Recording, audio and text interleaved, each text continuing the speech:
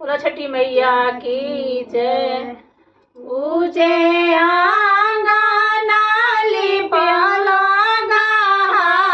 गाही, चांदन दिहाला छीटाय, चांदन दिहाला छीटाय। ऊँचे आंगना लिपाला गाही, चांदन दिहाला छीटाय, चांदन दिहाला छीटाय। ऊँचे ताही ठैया रोपला तुलसिया, दीपक दिहाला जराय, दीपक दिहाला जराय। ऊँचे ताही ठैया रोपला तुलसिया, दीपक दिहाला जराय, दीपक दिहाला जराय। ऊँचे घोड़ावानी आवले सूरज बाबा, आंगन के कर है, आंगन के कर है। ऊँचे घोड़ावा आवले आदिता माला, आंगन के कर है, आंगन के कर है। ऊँचे घोड़ावा आवले महादेव, आंगन के कर है, आंगन के कर है।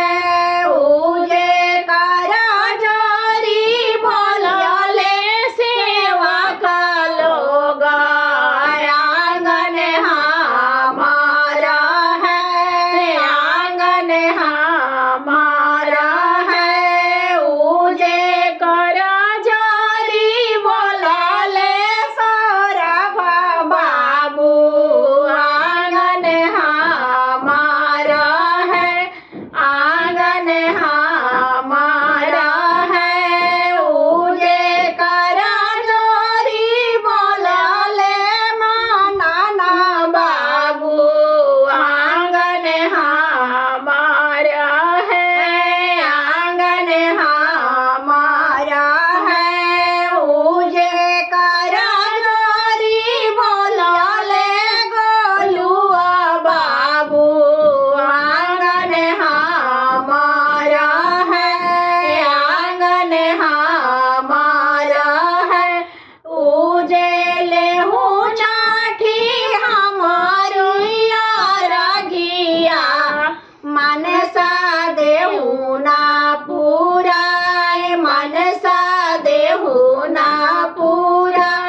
ऊँचे लेहू छठी हमारी रघिया, मनसा देहू ना पूरा, मनसा देहू ना पूरा। ऊँचे आंगना लिपाला गाही, चांदन दिहाला छीटाय, चांदन दिहाला छीटाय। ऊँचे ताही ठैया रोपला तुलसिया, दीपक दिहाला जराय, दीपक दिहाला जराय। बोलो छठी मैया की जय।